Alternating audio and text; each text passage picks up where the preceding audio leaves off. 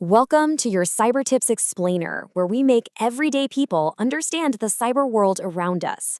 All right, today we're going to turn back the clock to early 2020. It was a time of just unbelievable uncertainty, right?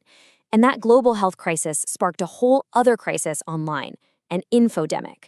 We're going to pull back the curtain and see how this chaos wasn't just confusing, it was basically a gold rush for cyber criminals. Remember this one sentence broadcast to millions. It just captured the mood, didn't it? The whole world was desperate for a quick fix. We had a new virus spreading everywhere, and good information was hard to come by. And what we did get was changing constantly. And into that void, that vacuum, rushed this tidal wave of rumors, speculation, and of course, so-called miracle cures. It all started with fear. I mean, just this deep, collective, primal fear. Fear of the unknown, fear for our families, fear of what was coming next. Every single news alert just seemed to crank up that anxiety another notch. And right on the heels of that fear came confusion. Total confusion. One expert would say this, another would say the complete opposite. It felt like the rules were changing every single day. It was impossible to know who or what to trust. So what happens when you mix all that fear and confusion? You get a desperate, frantic search for hope. Any hope.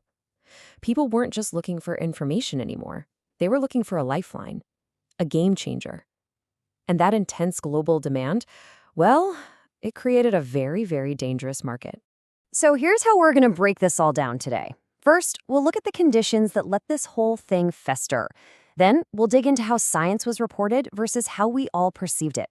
We'll dissect a major hype cycle, uncover the shadow economy that was cashing in, and wrap up with the critical lessons we all need to take away from this. Okay, Section 1. A world on edge. You gotta remember what early 2020 felt like. A new virus, zero proven treatments, no vaccines.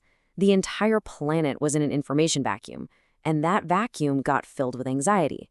This wasn't just a health crisis, it was an information crisis. And this brings us to the big idea for today, the infodemic. Now, this isn't just about fake news or misinformation. It's way bigger.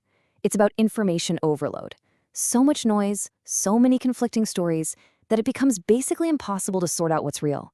It paralyzes our ability to make good choices, and as we're about to see, it's the perfect cover for people looking to make a profit from chaos. Which leads us right into Section 2, the science versus the story. During a crisis, we all turn to the news, right? We're looking for answers, for clarity. But if you really look at the reporting from that time, you see this huge failure. Not in reporting facts, necessarily, but in communicating the most important fact of all, scientific uncertainty.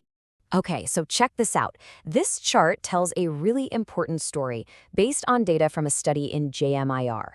It shows that while about 2/3 of news articles did talk about the scientific evidence somewhere in the story, look at the headlines. A staggering 98% of them didn't mention any of the limitations, any of the doubts.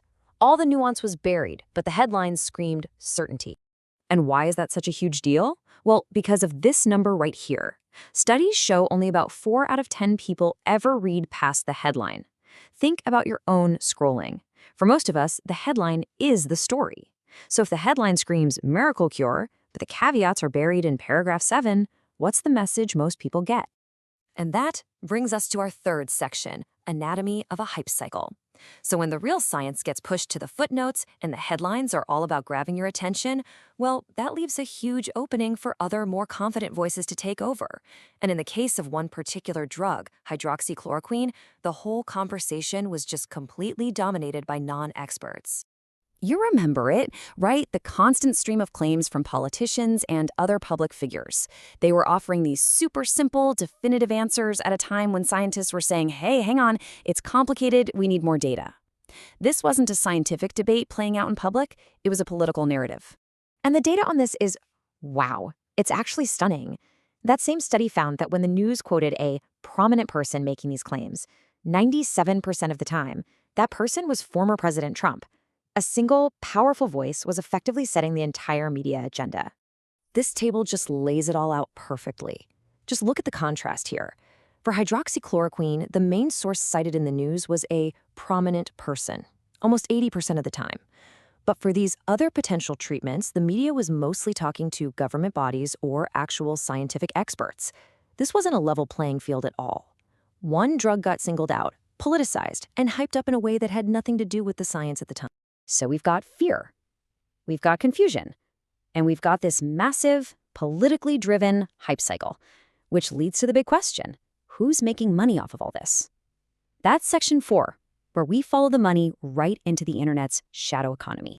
Because while we were all arguing on social media and scientists were scrambling to do their work, a totally different group saw this whole thing not as a crisis, but as a business opportunity of a lifetime. I'm talking about cybercriminals. They live for chaos, and this was the perfect storm.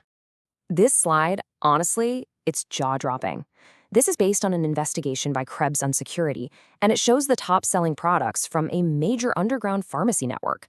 You know, the guys who pay spammers to push illegal drugs. And in the spring of 2020, what was their third best-selling product, right behind generic Viagra and Cialis? You guessed it, Aralin, a brand name for chloroquine. The hype translated directly into black market sales. And if you had any doubt about their motives, just read this quote from a Russian-language cybercrime forum. "Everyone is hysterical. Time to make extra money." It doesn't get more blunt than that.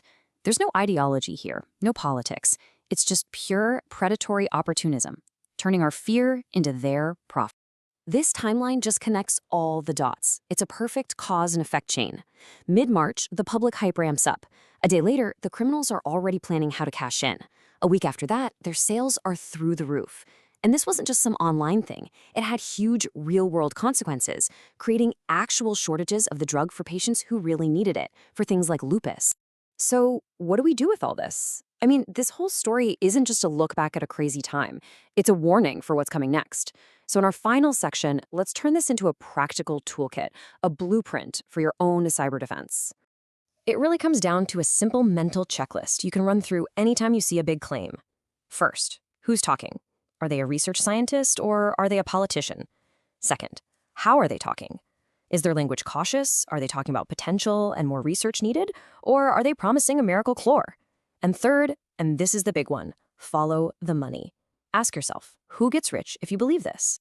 So let's boil it all down. First, misinformation isn't just random noise. It is a product being sold to a scared audience. Second, that hype you see online, it directly creates a playground for criminals to exploit. Third, your best defense, your first line of defense, is just a healthy dose of skepticism. And finally, please remember this. When a scientist says we're not sure yet, that is a good thing. That's a sign of honesty. It's a feature, not a bug.